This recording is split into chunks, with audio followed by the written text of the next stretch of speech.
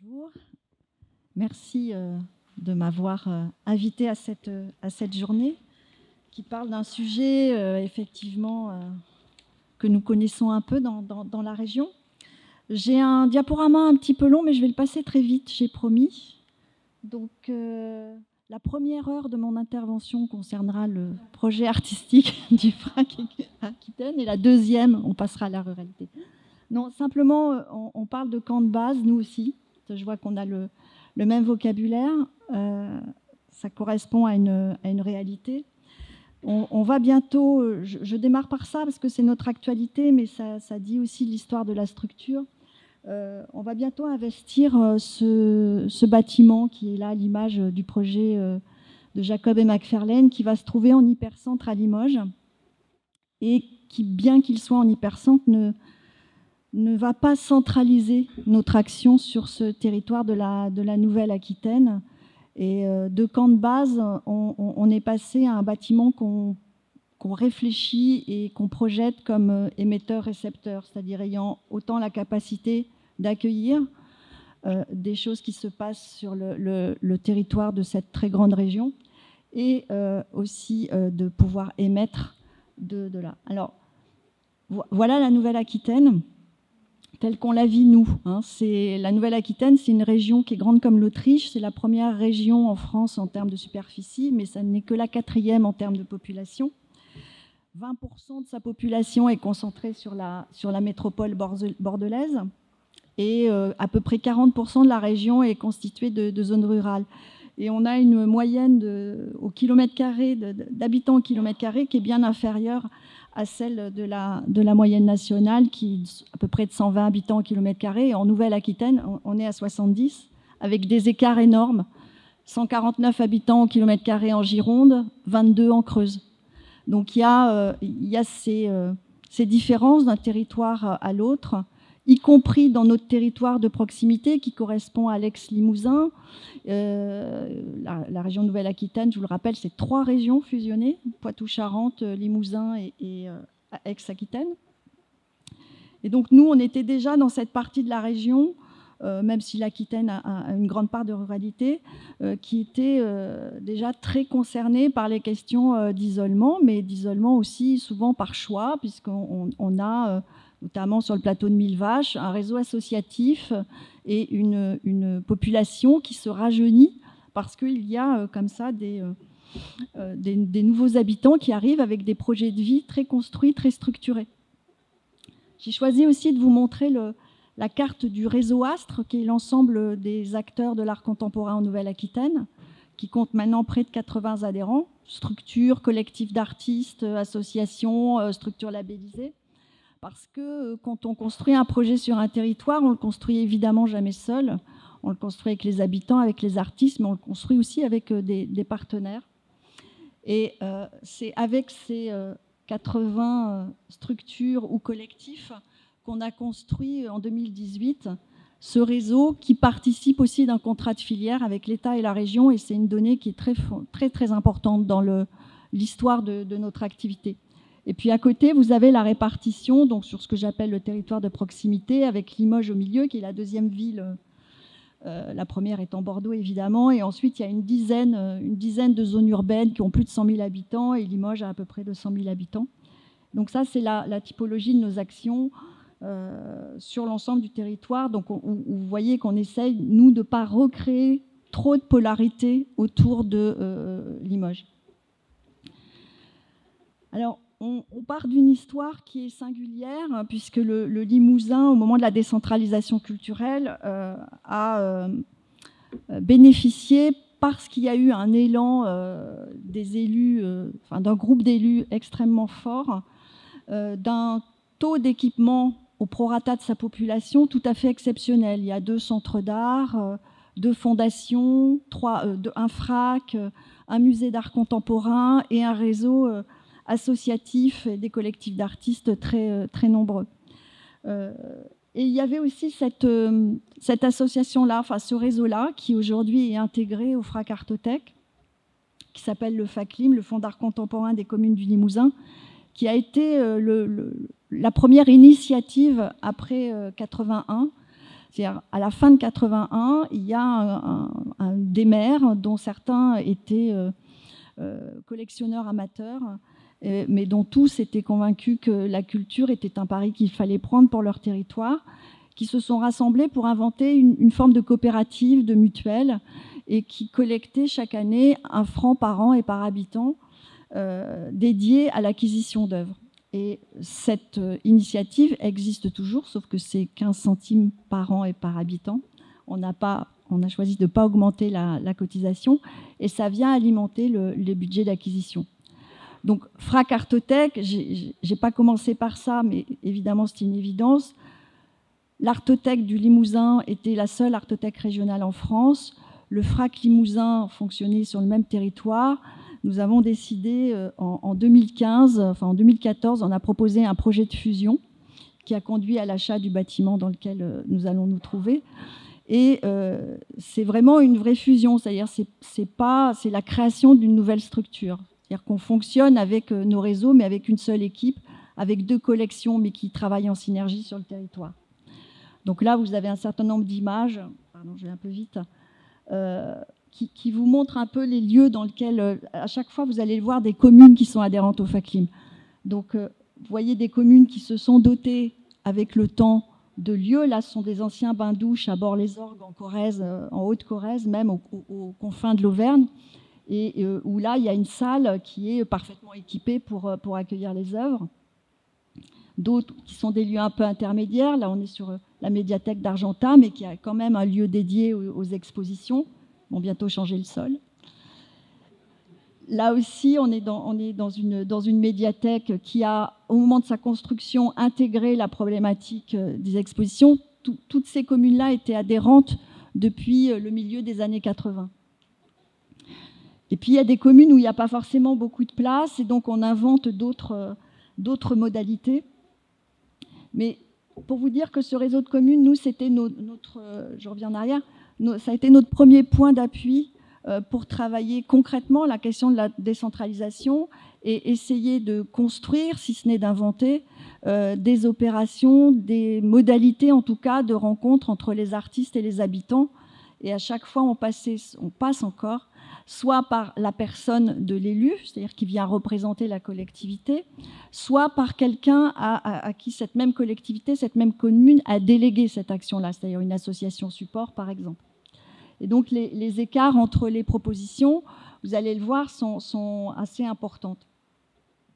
Alors, j'ai choisi de vous montrer aussi des choses ratées, ou en tout cas qui n'ont pas fonctionné, puisque je crois que le plus grand luxe qu'on peut s'offrir aujourd'hui, mais qui est aussi, à mon avis, la plus grande nécessité, c'est la liberté de l'expérimentation et de ne pas craindre à un moment donné d'échouer dans des endroits où, parce qu'on aura eu un concept qui nous semble pertinent, qu'on aura construit à plusieurs. J'entendais ce matin Xavier Bailly qui parlait du fait de ne pas parachuter, de ne pas arriver en action descendante, mais essayer de travailler en horizontalité. Ça, je crois que c'est vraiment la base et la construction de notre activité, c'est de trouver les bons rails au départ pour être justement dans cette horizontalité, tout en respectant les compétences de chacun. Notre histoire a fait aussi que l'Artothèque étant régionale, on a hérité très vite d'un principe de relais. J'ai pris l'exemple de Peuple et Culture. On est en train d'ouvrir 2 autres relais. Il y en a 4 sur le territoire qui sont maintenant des relais du FRAC Artothèque et pas uniquement de l'Artothèque. Donc on a construit une histoire sur l'ensemble de ces départements Creuse, Corrèze, Haute-Vienne qu'on élargit maintenant au département de la Dordogne, du Grand Poitiers, etc. Enfin, voilà, on s'étend un peu parce qu'on a des demandes. Et ça a été le premier projet qu'on a mis en place parce que la Corrèze est un très grand département et qui comporte des disparités extrêmement importantes. C'est-à-dire, je ne sais pas si vous connaissez Brive, qui est une ville commerçante qui marque le passage vers le sud, mais il y a aussi Égletons, Ussel, qui sont aux confins de l'Auvergne et qui sont des zones de moyenne montagne, avec, où on se retrouve là sur un taux d'habitants au kilomètre carré, de villages isolés, mais qui ont encore une vraie vie, une vie économique, une vie sociale, et puis une activité, notamment au niveau des groupes scolaires, puisque des familles vivent là. Et donc on a les principes d'acheminement des œuvres sur le territoire. Et j'ai choisi aussi de vous présenter cette expérience qui est sans doute la plus emblématique de celle qu'on conduit depuis maintenant 15 ans, qui se développe à proximité du centre d'art de Vassivière. Et il y a une quinzaine d'années, un élu qui était donc adhérent de ce réseau de communes dont je vous parlais au début, était venu nous voir. Il est à 15 km du centre d'art de Vassivière, dans une région assez touristique, qui est le lac de Vassivière, le plateau de Millevaches, et qui multiplie par 10 sa population en été. Et il me disait, moi j'ai plein d'habitants qui viennent, qui ont de la famille, qui viennent l'été, qui vont au centre d'art de Vassivière, mais voilà, on ne comprend pas toujours, etc. Donc comment on fait? Il dit, moi je suis adhérent au FACLIM, donc l'adhésion lui permet d'avoir des œuvres en permanence sur sa commune ou d'avoir des rencontres avec des artistes ou des expositions. Et il disait, moi je voudrais une exposition comme au centre d'art. Et on fait le tour du village qui l'hiver a à peu près 400 habitants. Et bon, il n'y a pas de miracle, on ne trouve pas de salle d'exposition capable d'accueillir une exposition comme à Vassivière. J'avais évidemment invité ma collègue de l'époque à venir dialoguer avec nous. Et on lui dit que l'objet, c'est peut-être pas de tenter de faire quelque chose dans ce village à la hauteur du bâtiment d'Aldo Rossi et de l'investissement qui avait lieu 15 km plus loin. Mais on sentait bien aussi à la fois son désir, puis un peu sa détresse de se trouver à proximité d'un équipement qui était tout à fait emblématique de l'art contemporain, et de ne pas avoir de ressources dans sa commune, ni même les moyens, ni même le vocabulaire, ni même aucun support pour essayer de se raccrocher à cette expérience qui se trouvait si près de chez lui. Et donc moi je lui ai proposé de faire autre chose, comme il y avait vraiment le désir d'une commune. Plusieurs habitants étaient rassemblés autour de nous ce jour-là, et je leur ai dit, à ce moment-là, nous on a une collection qui se déplace, vous la voulez chez vous, prenez-la vraiment chez vous, vous n'avez pas de salle d'exposition, vous êtes boucher, vous êtes garagiste, vous êtes receveur des postes, vous travaillez à la mairie, vous êtes instituteur, eh bien, vous venez avec nous, on construit ensemble quelque chose qui a à voir avec une exposition. Donc, il y a une construction, qui a un phrasé sur quelque chose sur lequel nous dialoguerons avec les artistes également.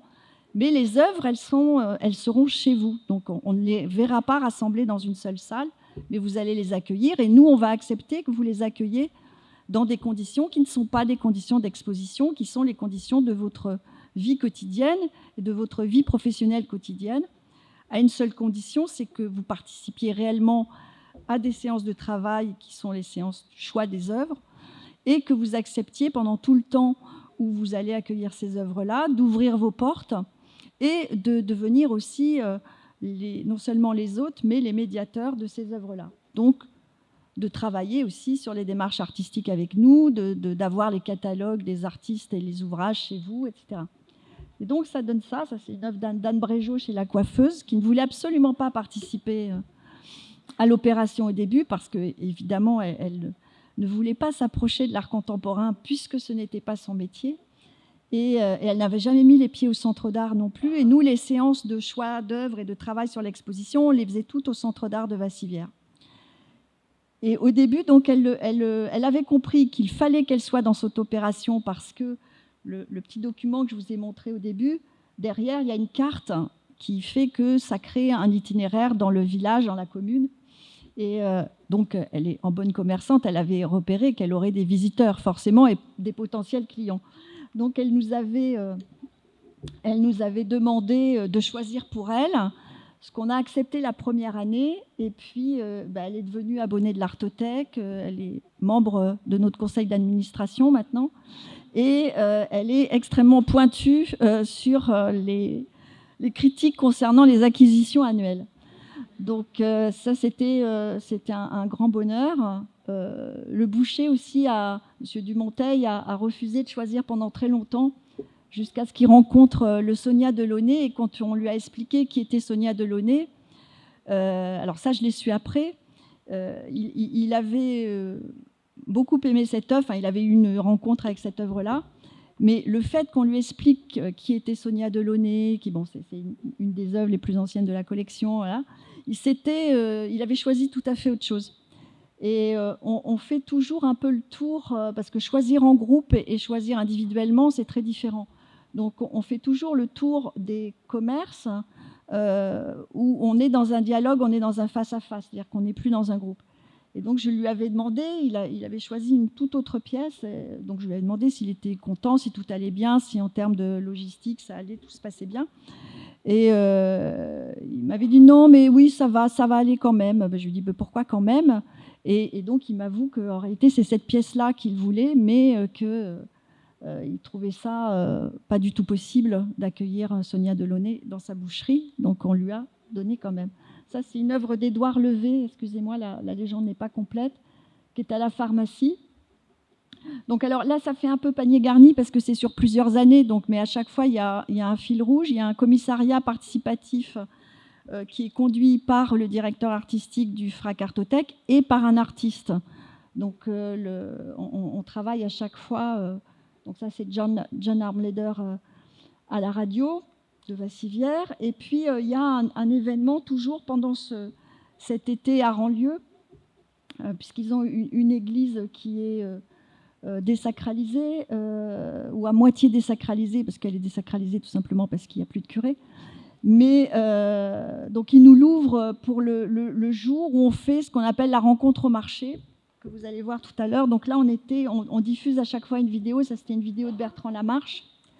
Parce que voilà ce qu'est la rencontre au marché. Donc ça, c'est une architecture d'air de Hans-Walter Müller, qui fait partie de la collection du Centre d'art de Vassivière, et qui est une architecture d'air habitable, entre guillemets, en tout cas dans le cas d'un habitat éphémère, qu'on pose sur le marché de Royère de Vassivière, qui est un assez grand marché l'été. Là, ce n'était pas forcément le plus grand marché des années avec lesquelles on a travaillé. Et à l'intérieur de cette architecture d'air, de ce gros ballon gonflable, on ouvre un espace de documentation éphémère, le temps du marché, où il y a ordinateur, librairie, bibliothèque, qui concerne tous les artistes qui sont répartis dans le village. Alors, on a essayé, je vous disais qu'il y avait des choses qui ne marchaient pas. La souterraine en Creuse a ouvert une microfolie et nous a demandé de, en quelque sorte, pas dupliquer, mais l'expérience à Ranlieu a bénéficié d'un bouche à oreille extrêmement important dans la région. Et on a eu beaucoup de demandes de communes, dont celle de la souterraine, au moment de l'ouverture de la microfolie. On n'a pas dit non, mais on a dit oui, donc. Mais ça n'a pas marché. Je vais essayer de vous montrer. Vous allez voir de toute façon pourquoi ça n'a pas marché.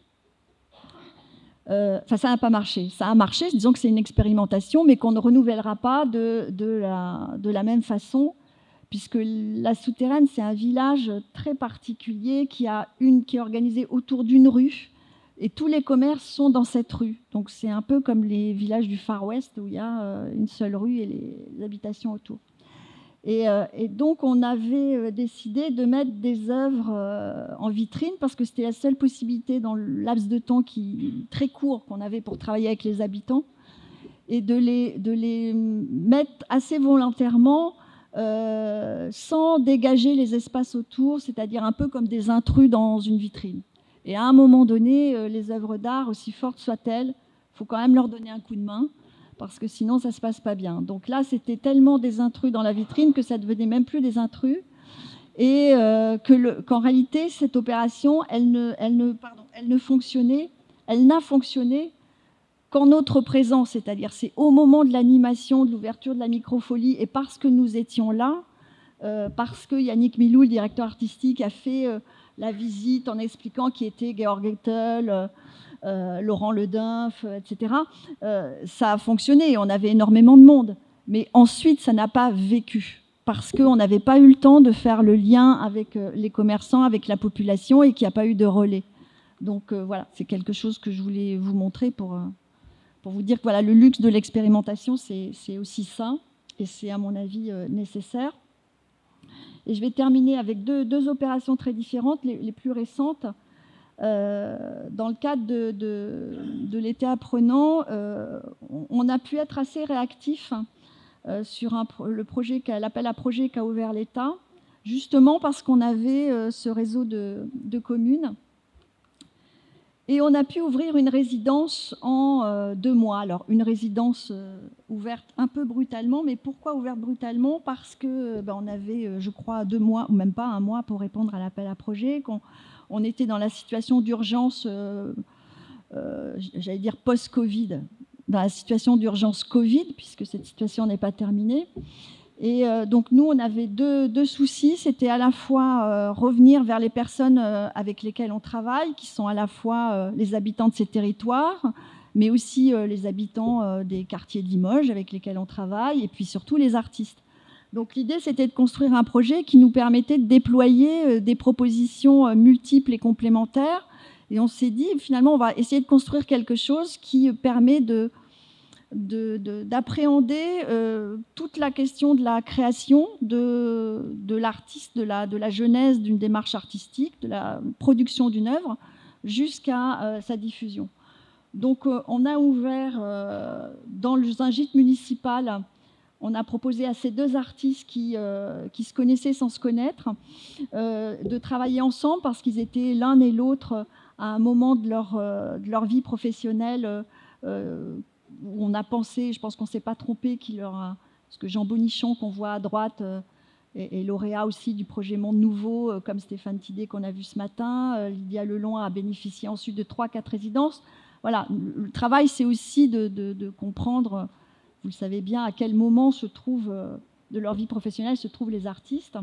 Et on l'a ouvert dans cette commune parce qu'on avait aussi un élu, l'élu à la culture, le maire adjoint, qui avait parfaitement saisi ce que le Covid, ce que cette crise sanitaire provoquait, à la fois chez les personnes.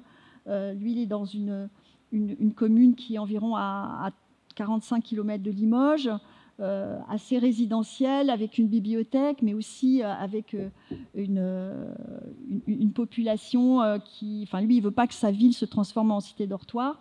Donc, il est extrêmement actif pour ancrer les projets culturels sur son territoire. Le voilà, donc vous voyez que ce n'est pas une blague, il est vraiment très investi. Donc là, il porte une des sculptures portatives qui ont été créées à 4 mains par Lydia Lelon et Jean Bonichon, et il en est fort content. Ces œuvres ont été présentées ensuite dans le cadre d'une exposition du FRAC à Bordeaux et puis à côté de Limoges, puisqu'on fonctionne en partenariat hébergé. Et cette œuvre a été présentée à côté d'une œuvre de Tatiana Trouvé. Voilà.